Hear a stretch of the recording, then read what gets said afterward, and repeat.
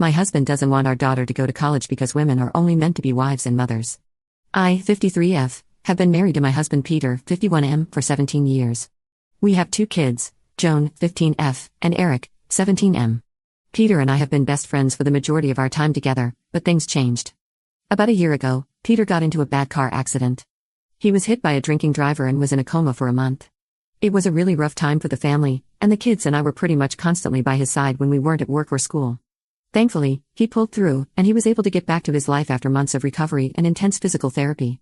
Things started to feel like they were going back to normal until he became super religious a few weeks ago. He started to believe that God had saved him, and that he needed to use the second chance he was given to spread the gospel.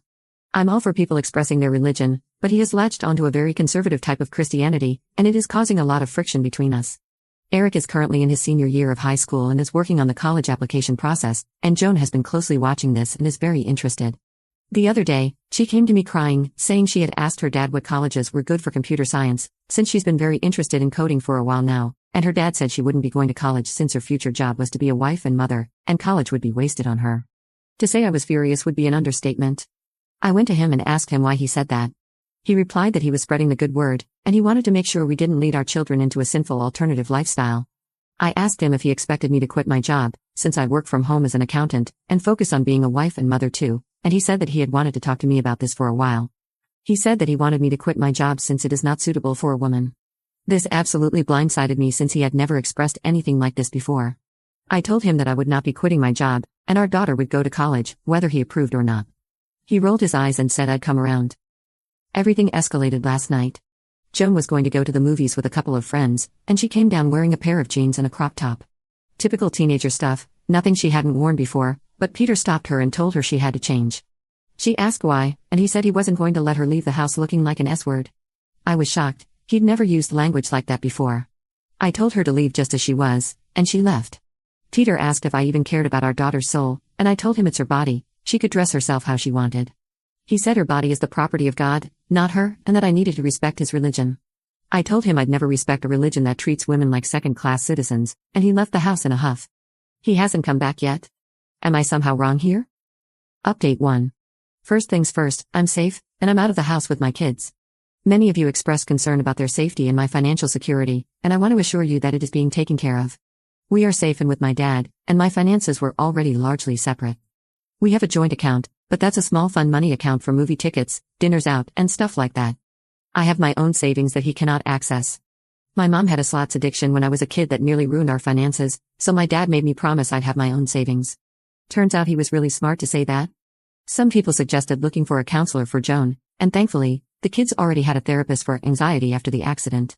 As soon as we left the house, we scheduled an emergency session to make sure they can process everything that's going on. Many of you said Peter needed to see a doctor because this could be a symptom of a traumatic brain injury, which I agree with. The problem is, since he was discharged months ago and the more worrying symptoms happened recently, I can't force him to get treatment, especially since nothing he said would be considered threatening. I did have a call with him yesterday though. He asked where I was, and I refused to tell him. He didn't get upset, thankfully, he just asked why I took the kids and left, and I told him he wasn't the man I married anymore.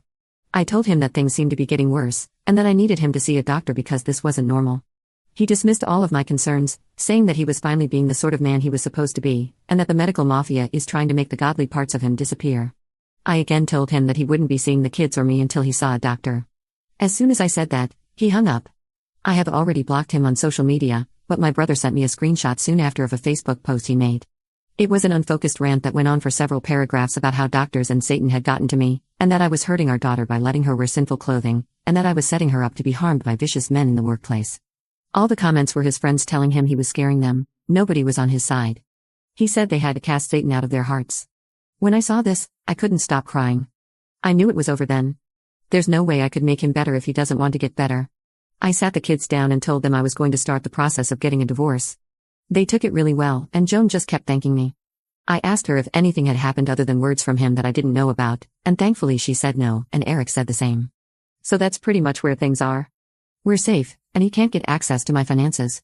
I'm looking for a place of our own since the house is in his name, and I'm going to send my brother and his husband to get our stuff while he's at work tomorrow.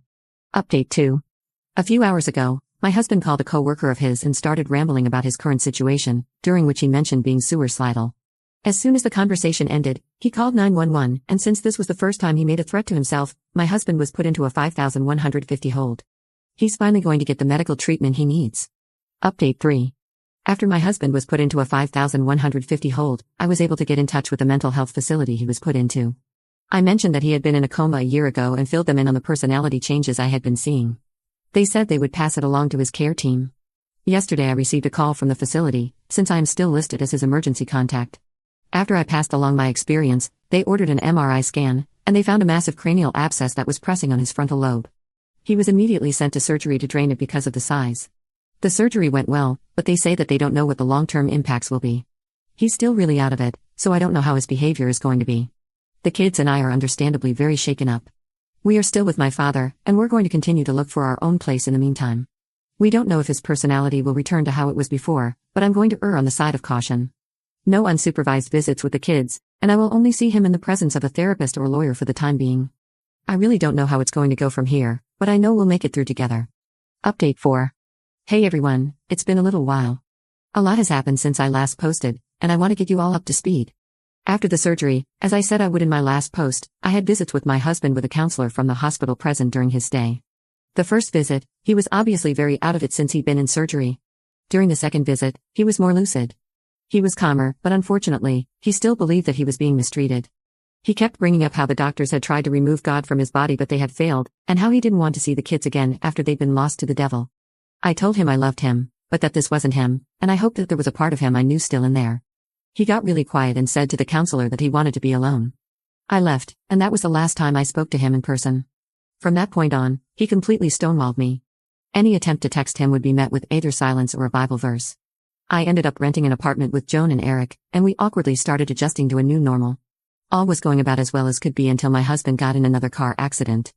My husband got discharged since he was deemed no longer a risk to himself or to others. Doctors told him he wasn't supposed to drive, but he apparently convinced a friend of his to let him borrow his car. He was driving when he suddenly drifted into oncoming traffic and got in a head-on collision with a tractor-trailer. He was deleted on the spot. The police said he likely had a seizure or passed out while driving. I'm not going to lie here, I'm a mess right now. My support system is the only reason I'm able to be a semi-functional adult right now, but everybody has been there for me and the kids, and I'm so grateful. I really don't know how to end this post, but thank you for being there during all of this.